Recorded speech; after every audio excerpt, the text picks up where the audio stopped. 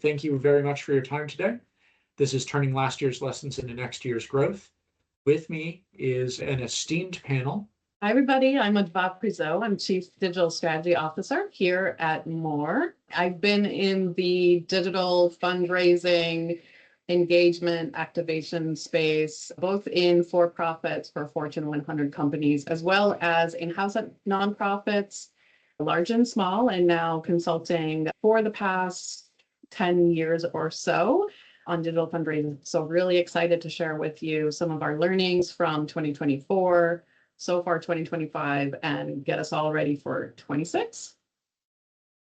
Hi, I'm Nick Ellinger. I'm Moore's Chief Brand Officer. I will be playing the role of the dollar store Greg Fox. Our Chief Strategy Officer was unfortunately called away to a client meeting. Clients come first. Thank you. Happy to be able to join from More. Michael? Hey, my name is Michael Wasserman. I'm the Chief Executive Officer of Tiltify. We are a fundraising platform mainly focusing on the peer-to-peer space and heavily known for creating the live stream fundraising space and working with creators. I've been in the fundraising space myself for about 15 years, about 5 years before starting Tiltify, which launched about 10 years ago, and hoping to give you guys some great insights on what's been happening in the peer-to-peer space. And then Sal? Hey everyone, good to be here today. My name is Salvatore Salpietro, Chief Community Officer at Fundraise Up. Fundraise Up is an AI-powered donor experience platform for digital fundraising and digital revenue. I have been in the nonprofit space. I have been on the for-profit space. All things kind of e-commerce are what I look at, research, and learn about. So that's me. Great. Our roadmap for today is we're going to go through 2024 results. We're going to highlight how much of that is transferred over into 2025.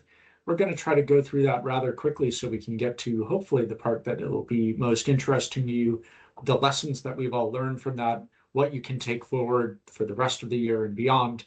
Shout out any questions that you have in the Q&A. And yes, this will be recorded and we will be able to share that via our e-newsletter afterwards. So thank you very much for your time today. We'll start off with the past as prologue with 2024 mail results, which by and large were very good. You see mail volume going up on acquisition, up on deep lapse, the number of gifts going up in both of those channels, and revenue going up in both those channels. And because you see the revenue going up by more than mail volumes going up, you can see that per piece revenues were also going up. Donor mailings, not as strong. Mail volume was down 3%, revenue down 4%. So a slight decrease in per piece donor volume. And those of you who have read the report got this in somewhat nauseating detail, but because acquisition and lapsed mail volume went up, donor went down, the mix of revenues went down. So it looked like a larger drop in per piece revenue than actually is the case. It's rather good. Performance is basically held in for 3 years straight in the mail. The mail still very much a vibrant part of the direct marketing and fundraising mix. Costs were largely stable other than postage. And I know that is a massive asterisk on this because for the first time ever last year, according to the Winterberry Group, postage was more than half of the total package cost that you have coming in. So we'll talk about some techniques folks were using to decrease the cost and model their way into more effective results. Acquisition increased in results more than deeply lapsed. However, deeply lapsed, still higher response rate, still higher average gift, and still higher revenue per piece. Since those are both ways of both building or rebuilding your donor file, there's still probably some movement that can go from acquisition into deeply lapsed, or that we can go deeper into deeply lapsed using modeling and things like that. So over the past 2 years, organizations have mailed 3 prospects for every deeply lapsed donor. That balance can probably shift to be more effective. And that's modeling that we do all the time to make sure that you're using most effective use of our lapsed names. We always get some questions about premiums. Premiums do work, but they work for different audiences than non-premium packages. As you look at the results across the board, you see that no premium packages did slightly better than premium packages among donor and donor mailings. Because of that high average gift, you'll see a consistent higher average gift off of no premium mailings. But for lapsed and acquisition audiences, there's a higher revenue per name and a lower cost to acquire when you have a premium in the package. That always brings up a challenge because we know that folks acquired by premium packages have that lower average gift, have a lower lifetime value, lower retention rates overall, still valuable donors to get. And so how do you approach those audiences? And so Alzheimer's Association just did a great presentation on this by using offer assignment modeling, where they're modeling to see who should get premiums and who should not get premiums. They saw 15% decrease in costs, increases in response rate, average gift, and a huge 37% increase in net revenue. And if I can insert a cheap plug here, we're doing a webinar with the Alzheimer's Association on October 8th that you can see on our webinars page on the More website. 2025 so far, good start to the year in mail. Revenue's been up 6.7%, contributions up 2.9%. We did take a look at some of our larger clients, and you do see this on the caging results, revenue going up. We want to look at response rates. So looking at 10 large organizations, mail volume was up slightly, continuing that shift from renewal volume to acquisition volume. 2% isn't a huge change, but it does mean the composition of the file has changed. And so, of course, response rates go down and revenue per name goes down slightly because more of those people just made their first gift, which is almost always a lower gift overall. The first half of 2025, a broad-based rally. Only a couple of sectors had revenue declines, and I know that that veteran service one is largely because of decrease in volume. So that's the mail side of things. Shout out any questions you have in the Q&A, and I'm going to kick it over to Sal and then Adva to talk about digital giving. All right. It always astounds me the differences between channels and how we reach donors, mail, digital, in person, canvassing, all that. So let's dive into a little bit of the world that I live in, which is the digital giving side of things. Now, we're going to go through a couple different topics here. My hope is that if we're not able to implement some of these things that we learn from this year, it is middle of September, and I know a lot of us have code freezes coming up and things locked down, that we're able to at least start thinking about this for next year. When we look at increase in digital giving, we see some numbers here that are pretty clear on their own. Revenue up on digital 3.5%, but number of donations down just 0.1%, with an average gift increase of 3.6%. So what is that telling us? The clear takeaway is there's slightly fewer people giving, and they're giving larger gifts, those that are. To put this into some context, industry average, this is the data that's coming from the platform that we're able to get first-party data from, Fundraise Up, where it's leveraging things for mobile and personalization and AI and so on that we'll talk about in a bit. To put this into context, the industry average is about a 2% lift in revenue. So that's a 75% increase driven by the technology and the experience given to donors. More group clients increased by 6.6%. So again, doubling that lift in revenue by getting more and more precise and investing more in those channels, in the digital channel. There's a shift towards mobile giving and browsing. What do we see here? Overall trends, we see revenue up just a bit, just under 1% on desktop, but 7% on mobile. Okay.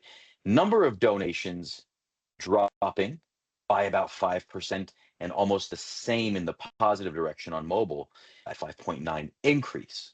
We see a slight average gift increase on mobile and a pretty significant one on the desktop average gift. So that is going to level out those numbers there. We see the bit of a dip in number of donations, but made up for in the average gift. Now, what I'd like everyone to take away here is that mobile revenue grew 7x faster than desktop. 7 times. Give me that on any investment scale and I'll take it and I'll do something with it, right? Business, stock market, whatever. 7x increase in a year is massive. What does that mean? It means that mobile is happening. The demographics and the donor groups are more comfortable giving on mobile.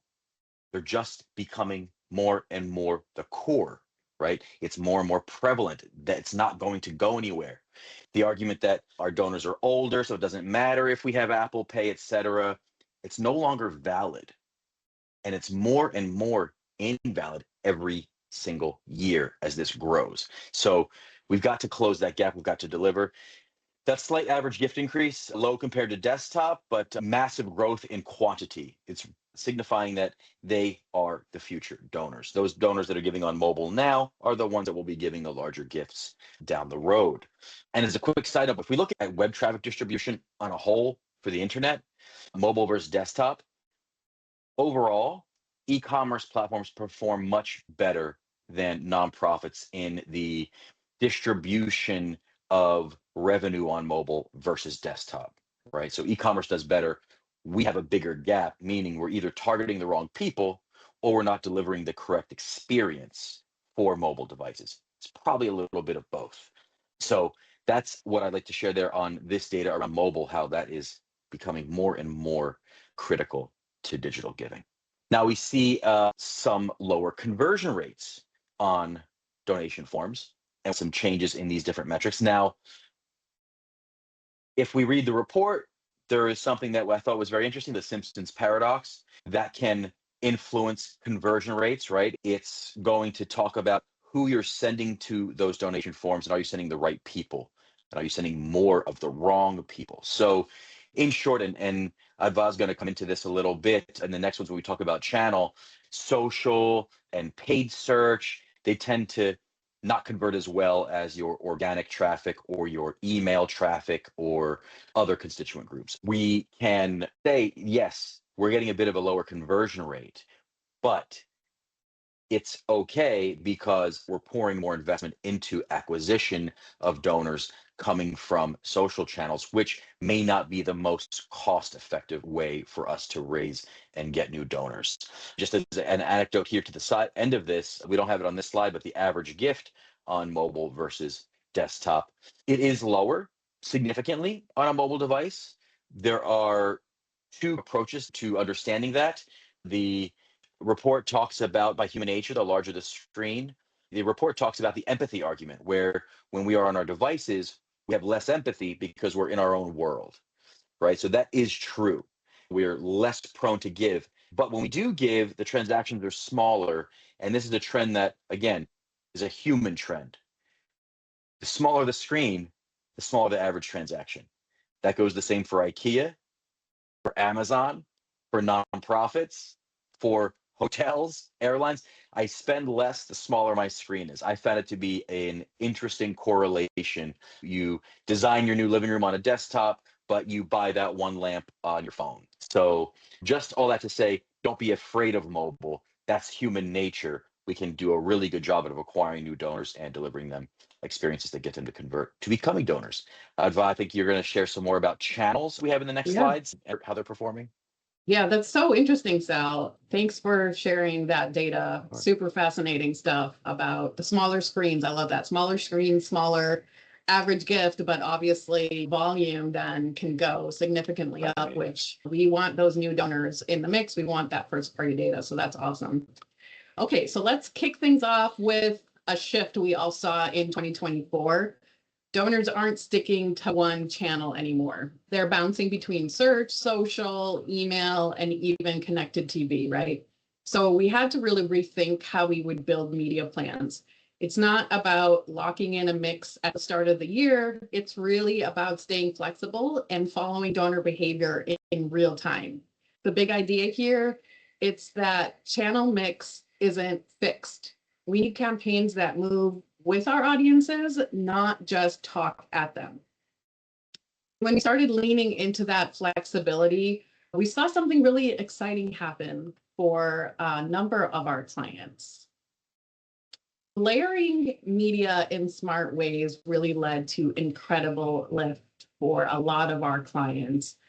Do a lot of incremental testing. You add a connected TV channel, add search, for example, and you see how that impacts lift in the channels noted here on the slide. So search, that's Google, Bing, social, like Facebook, Meta, and email, for example. So we can really tell when we add connected TV and display versus not, how much lift that has on these other channels. So it truly is all connected. So WWP in this example saw up to 8 times lift from connected TV alone. And that wasn't just a spike in clicks. It drove real revenue. What's exciting is how channels like programmatic and email performed even better when paired with media. This is why attribution modeling matters. It's not just about who gets the last click. It's about understanding how everything works together to move the needle. And that lift translated into something even more meaningful, which is return on investment. All right, let's look at digital ROAS positive in the first 6 months of the year. Despite rising CPMs and platform changes, we saw positive ROAS across digital. And that tells us something important, that smart strategy beats market headwinds. When we coordinated investments in CTV, programmatic, and email, we didn't just survive, we grew.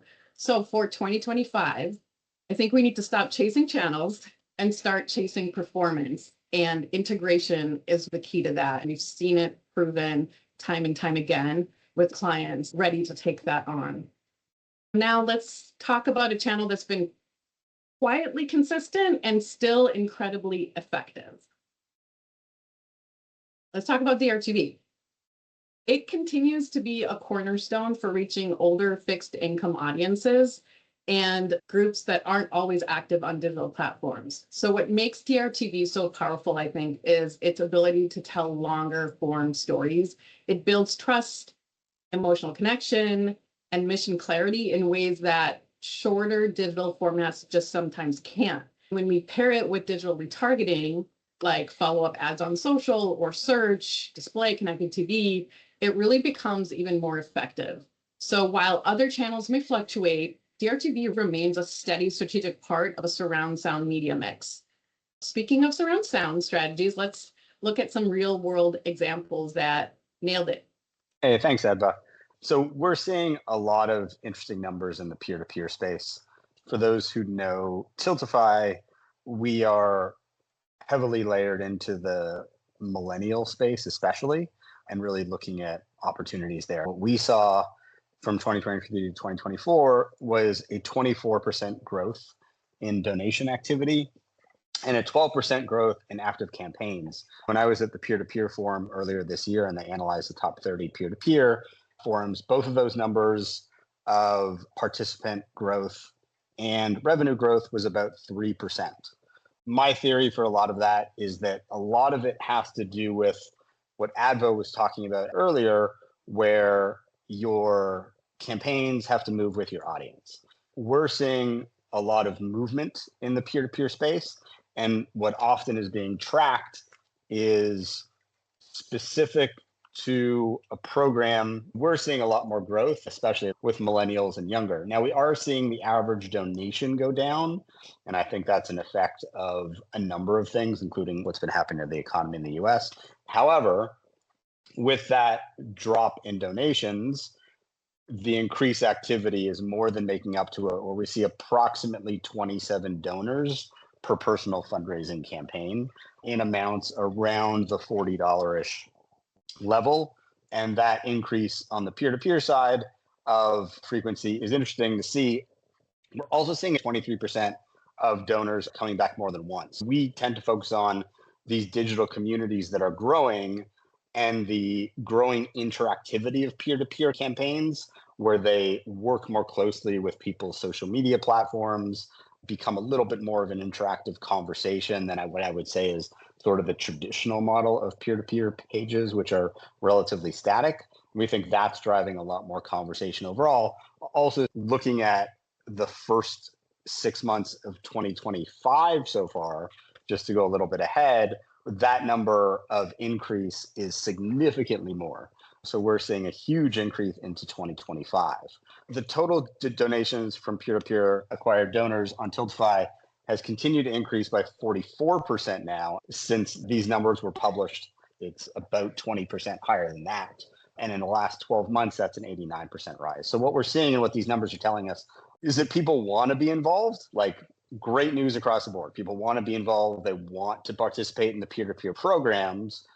What we're finding that most of the delta between a lot of the numbers that are being reported from the peer-to-peer market on a whole and the numbers that we're showing you is obviously we're looking at the macro numbers across the market, where a lot of the numbers you're seeing reported are program specific. So we're seeing the activity, but the activity is moving around.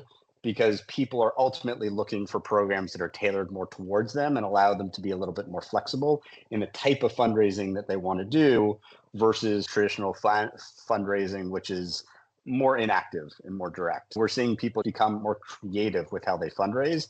And as long as many programs are adapting to that, we've seen a lot of growth in organizations that have grown with that adaptation. If I can add something quickly, Michael, I was listening to a podcast this morning that said, unrelated to P2P directly, but dating apps are on a decline. And people are abandoning that for human connection and real world things, which I think, like when as you're talking through P2P, that's person to person, right? And peer to peer. And that is people talking to people, engaging with people. I think we're starting to see a lot of that kind of influence and trickle down to some of this that came to mind when you were talking. Communities meant something different when technology was different 20 years ago and mean something different now. And these communities really do want to work together and get involved together. And as long as the technology allows them to do that, we're seeing huge promise in the growth of peer-to-peer. Yeah. So we have a couple of questions in the chat as we start moving forward into the future. One is, do we have any idea of how many phone in a donation from DRTV versus those who use a digital device to make that donation? That's a great question. I don't have the stats in front of me. I can definitely ask our DRTV team and follow up. But what I will say is it's enough that we help manage a whole team of folks that answer the phones, especially in the 10 or so minutes after an airing. And we also then measure very closely, usually in that 10 minutes following the airing, the influx that we see online, mostly in search and then programmatic, so CTV and display. We actually don't see a ton of people going to the QR code that we typically have, for example, in a DRTV ad or even the URL, but we have tested into that and it does actually lift response, even though people don't necessarily go directly to it. They tend to go searching and interacting with display and that kind of stuff. And my knowledge on this is a couple of years old. I remember the stats being somewhere along the lines of about 40% plus or minus calling the number, about 40% going to the site specific to the topic, about 10 to 20% going to the organization's website, like Adva said, searching for it, clicking on an ad, clicking on a digital ad, those sorts of things. There's even evidence of mail results going up as a result, major gifts going up as a result, sometimes even corporate gifts going up as a result, because we're able to tease out the brand impact of it. So there's direct, there's indirect, and then there's very indirect, which is not a technical analytics term, but we'll go with that for the moment. Another question that we had is, Sally, you were talking a little bit about the decline in kind of quality of traffic, and this can apply to anyone on the panel because I think it impacts all of us. What sort of impacts are you seeing of AI, whether it's the AI overviews or generative answer engines like Perplexity, Claude, ChatGPT, what have you, on quantity and quality of traffic?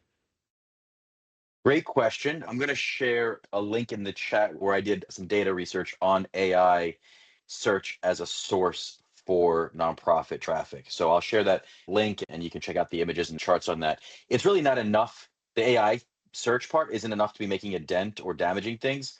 I think what we're talking about in the quality of traffic is more around nonprofits saying, hey, we need more donors, increase ad spend on social, and social has your lowest donor intent because they don't know who you are. Yes, it's a viable channel, but when you turn that dial up and you're bringing in more people, you're most likely widening the net of who you're sending to the website and showing that ad to. So that is what the report, I believe, is showing. And that's what it jumped out to me, is that we're sending more traffic that's less qualified, but that's the part there. Yeah, I think what's happened just related to that, that's more and more important, which we'll talk about some of this a little later too, but first party data, right?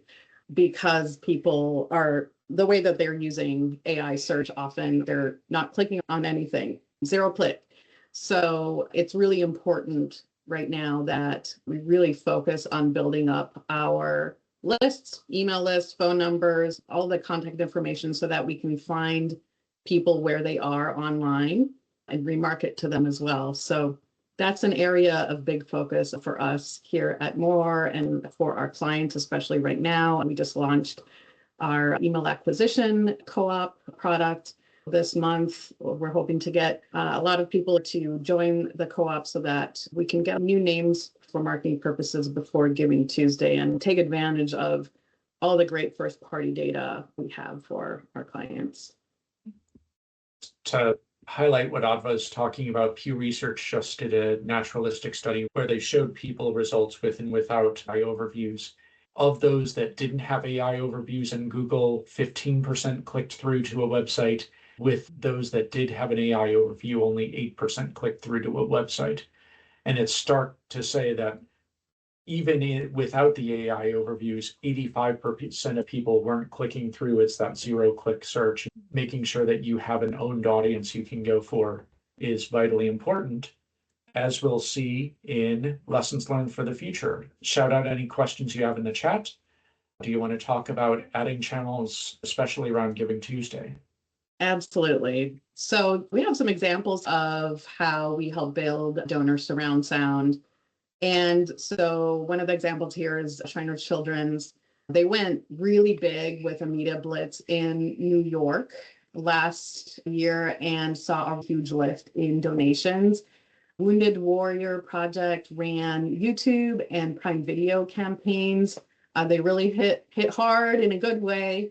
Plan International really nailed their year-end goal with a matching gift mailer. And these wins weren't really just digital, right? These were omni-channel, and that's why it all worked really well together, everything complementing each other in all these various channels. So when we surround donors with consistent messaging across platforms, we really amplify that impact. And one channel that's really stepped up in that mix is peer-to-peer fundraising. So Michael, I'll let you talk a little bit more about that. Thanks, Edva. As I mentioned earlier, we've seen some really exciting things in peer-to-peer. And one of the examples I want to highlight fits very well into the idea of omni-channel, allowing people to get involved where they are. We just finished a campaign that ended at the end of August called Team Water, which was with WaterAid. It was in partnership with Mr. Beast and Mark Rober. Probably everyone knows who Mr. Beast is. He is, I think, the most followed person in the world.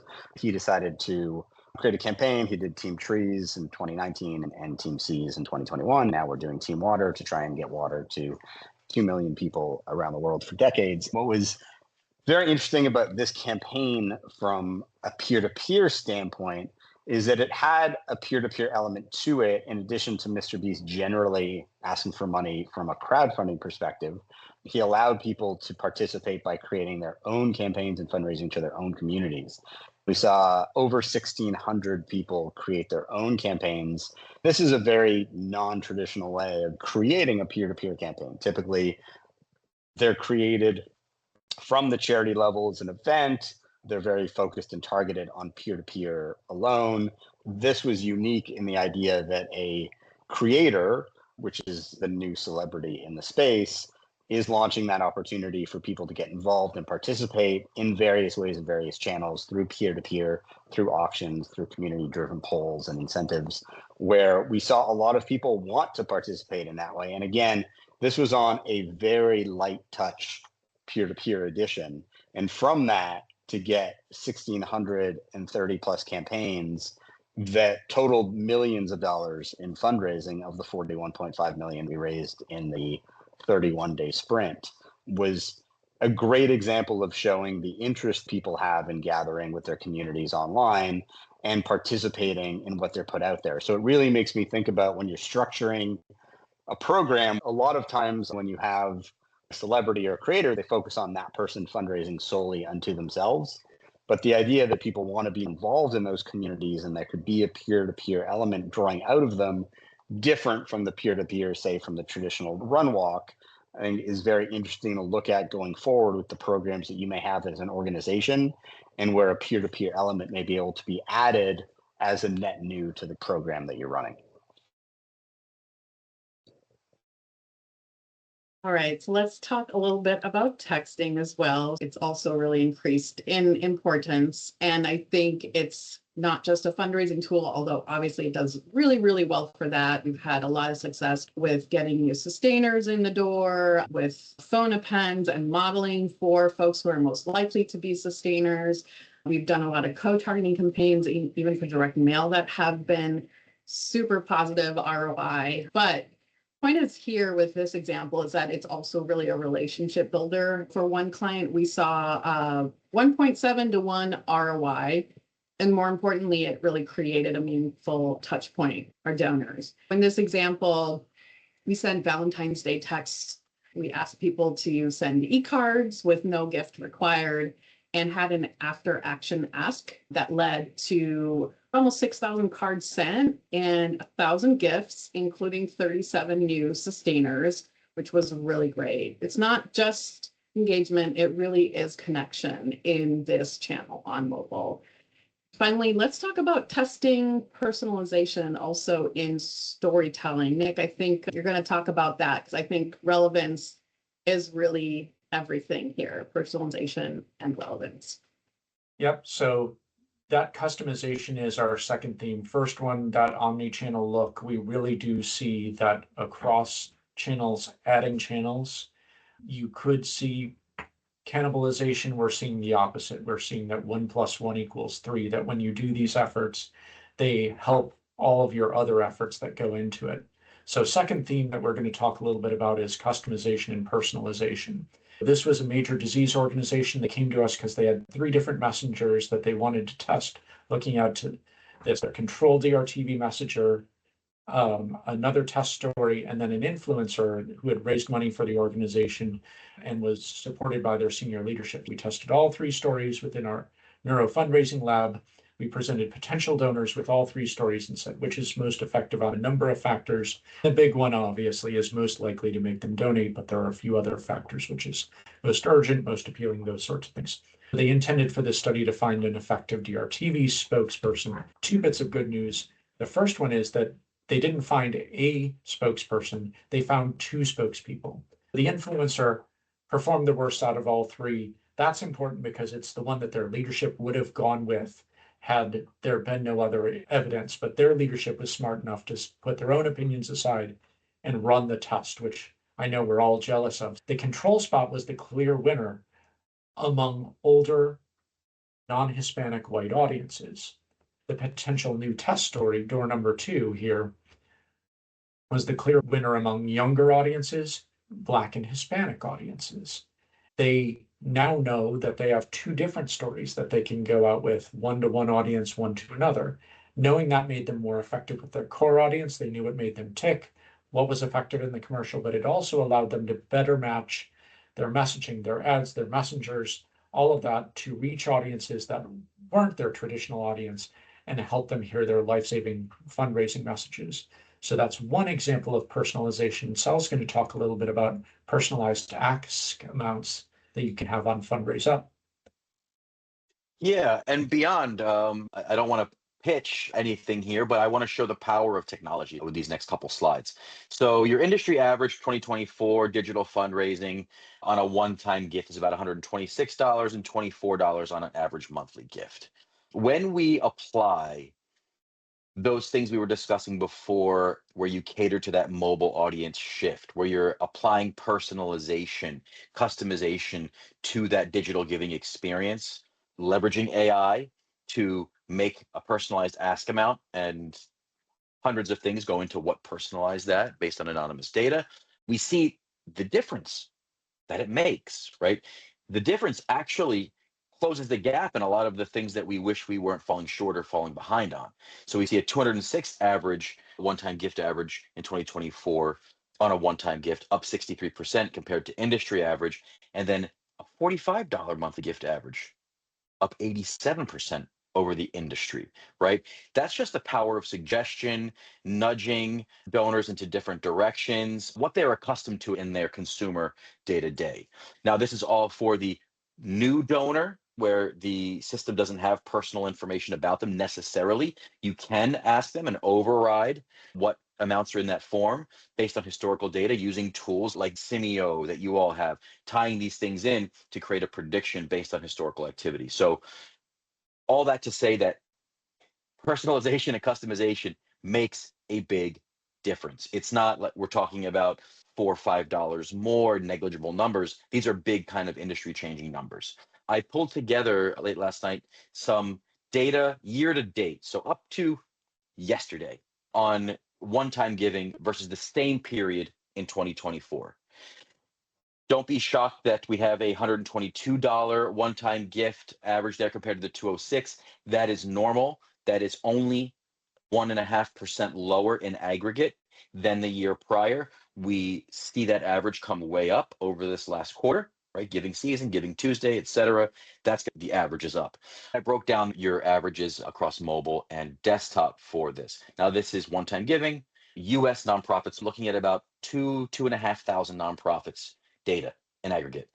What we see in this chart, and I put the links in the chat, is there are big dips and big spikes.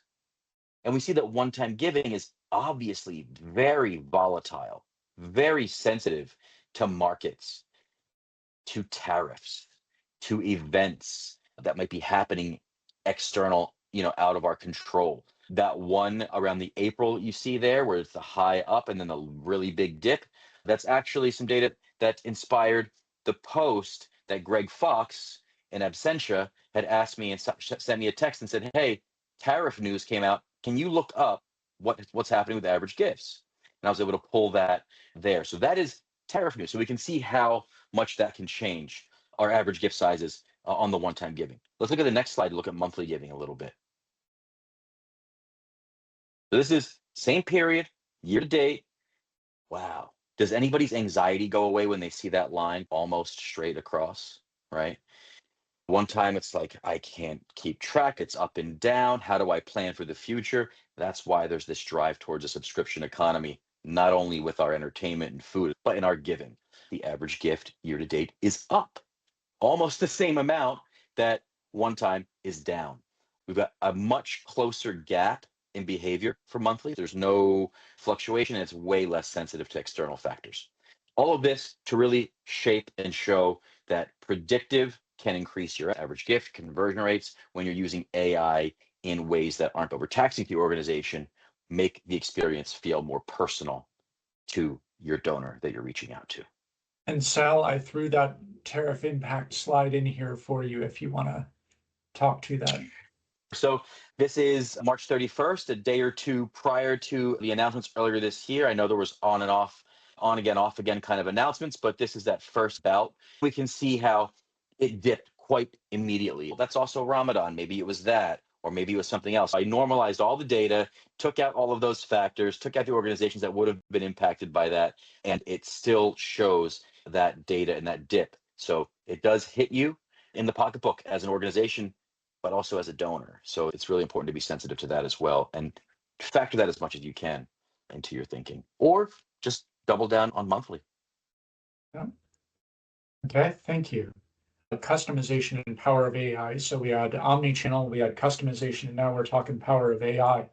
This was some work that we were able to do with the Children's Hospital of Philadelphia. They were looking for how do they better address some of their most valuable donors using Simio cloud modeling that Sal referred to earlier, where you're going in and taking co-op data from 700 nonprofit organizations and 2 billion transactions, along with thousands of other data points on different individuals, and then saying who is most likely to give for folks like CHOP, Children's Hospital of Philadelphia. That's also looking at who's a grateful patient and using some of their data as well. So they were able to increase their direct mail response rate 85%, increase their average gift by 50%, and most importantly, double their major donor acquisition pipeline. So that's in the initial test, and we're really hoping that that's something that they can then multiply out to their millions of dollars of philanthropy, and that we can bring this through the sector, that we can have better predictions of who's going to make those mid-level major planned gifts, those transformational gifts. So we were happy to be able to do that, because right now, to some extent, we do sometimes ask the person capable of giving $10,000 to give $20. We can make that a better journey for them. That's a similar thing to what Michael's doing on the peer-to-peer side. So we've also been looking at AI from a peer-to-peer perspective. We spent a lot of time this year trying to figure out what made a lot of sense. A lot of people have been using AI for email creation and different verbiage use. Fundraise Up is doing a phenomenal job using AI for donor conversion and maximizing dollars there. We wanted to look at it from a perspective of how can we get more peer-to-peer fundraisers into the pipeline, and created the first intelligent campaign creation tool. This, which we launched with our Catalyst product, allows any peer-to-peer fundraiser to create an optimal campaign using a mixture of machine learning and AI. And we think with the tools that we have with AI and machine learning that are available and the ways we now have to adapt them, that this was the ideal way to try and increase conversion on people starting campaigns, and also to reduce the amount of those $0 campaigns that get a lot of charity executives nightmares in the middle of the night to try and avoid. Ultimately, it'll probably be another 4 or 5 months before we feel like we have actionable data to share. It came out about Q2, so it's a relatively new product that we've launched. But we've already seen excellent results. It asks the fundraiser a couple of basic questions about who you're fundraising for, whether that's in person or family and friends. Most importantly, what you're fundraising on is a whole new scenario to the peer-to-peer space that charities have to understand and identify. That what channel people are using makes a huge difference in the style of fundraising page that you're going to need and how you're going to want to set that up. So what we've done is we're accessing our hundreds of thousands of campaigns over the last decade and trying to automatically create and suggest the most optimized campaign for that person, really without them having to actually know what Tiltify does as a product. It will create this campaign for them by answering a couple of questions within about a minute. This is really where we're seeing opportunities. We're hoping when we come out with data about this near the end of the year, we're going to see a higher rate of conversion. We've already seen anecdotally less customer support questions, less people asking how they do stuff and how they get started. This was just an example that we're seeing a lot of really cool opportunities to use AI in different ways to help people get to that next level and help you guys fundraise and help fundraise for you faster and more ideally. The other thing that I'll point out to this is when we created this, the other concept that we had that goes with this, which is something that we think is important in the peer-to-peer space, is a little bit flipping around the model that exists now from having someone come into your organization, having them, let's say, go to your website, choose a program, and then making them use the technology that links to that program and using the strategies that you've pre-designed. What we're seeing a lot of movement and success from, which is also why we created this, is actually having to make that decision post creating their fundraiser. The analogy I use all the time is if you're all going to Disneyland, everyone just buys their ticket and goes in. If you were to ask people at the door to tell you which rides they want to go on before they got allowed to go into Disneyland, how many would walk away? How many would have a problem? How many would slow down the process or get decision paralysis? Our idea here is that you're excited to fundraise, you came here, let's optimize your fundraising page and then say, here's some great programs that you can apply your fundraisers to, since ultimately everyone is fundraising online anyway. We see some really great opportunities with this type of thinking into the future. Thank you. So we've talked about basically all 3 timeframes where we've been, where we are, where we're going. Hopefully some helpful guidance. Shout out any questions that you have in the chat or in the Q&A. We did have one, you talked a little bit about texting. There are some significant changes coming for texting with iOS 26 and some of the text that are available. Can you talk a little bit about those and what's on the horizon for that next year? Oh, sure. Yeah, it's actually super exciting. So coming up in January 2026, that's when they're expecting this to be available across all carriers. RCS, that's a new format of texting. Right now we have SMS, we have MMS, allows for images and links. We use that mostly, although it's more expensive than SMS, which is text only. The carriers are working to enable RCS, which has been enabled in Androids for quite some time, but is now just coming out in the new iOS operating systems for Apple. And so that's going to allow us almost to use texting like email. It's going to have ability to have rich media, interacting with content, video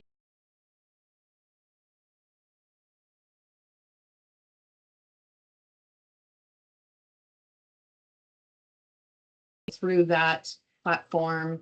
We're able to support our clients for peer-to-peer texting as well as broadcast texting. So we're very excited for that. Thank you, Evan. Yes, RCS equals rich communication services. Another big change is that Apple is going to potentially sequester texts from unknown numbers into a separate tab, kind of like you have in Gmail. That's part of why we're encouraging folks to build their list now, get that opt-in. If you're doing peer-to-peer texting, you don't have to have the opt-in, but it is better to have built that list before you start. Is it just me, or is the Any main other- win of RCS that we don't have to get text messages that say someone liked your message instead of just the like on a text message? You know, That's going to be nice. So Androids and Apple phones are going to work better together. So Right. that's going to be a first in quite some time, that's all I need. right? It is a big change. I know when someone asked Tim Cook about his mom liking his stuff on an Android phone, he told them to Oh. buy him an iPhone. Oh, seriously? I had that's hilarious. So Michael, for- I'm on Android. So yeah, you better start being nicer to me. Hey, we're all one big community, although this does bring up something interesting. Sal, I'm going to put you on the spot here. You have an interesting stat about iPhone versus Android, since we're talking AI and customization of ask strings. It's the one that gets everybody's attention, and it goes into that slide on personalization. When I said hundreds of things factor into it, one of those things is which phone brand and which phone model are you using?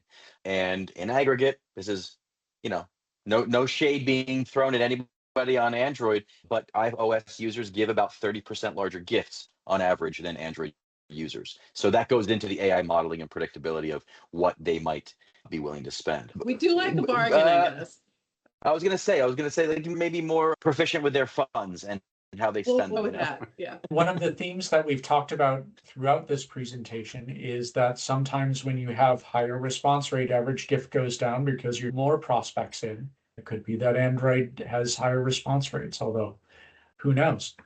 That'd be an interesting thing to look into. Well, it comes to me to thank our panel, Adva, Sal from Fundraise Up, Thank you. Michael from Tiltify. I'm sure our whole panel would be happy to answer any questions you were feeling a little too shy to share on the group. Some of the LinkedIn notes were shared here. I'm at Ellinger at wearemore.com. Adva.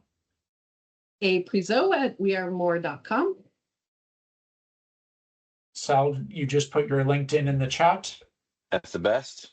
And Michael, how would you like people to get in touch with you? Yeah, I just dropped in my LinkedIn as well, but you can always email me at michael@tiltify.com. Thank you all very much for your time today. Thanks for the great chat, and looking forward to helping folks the rest of the year and beyond.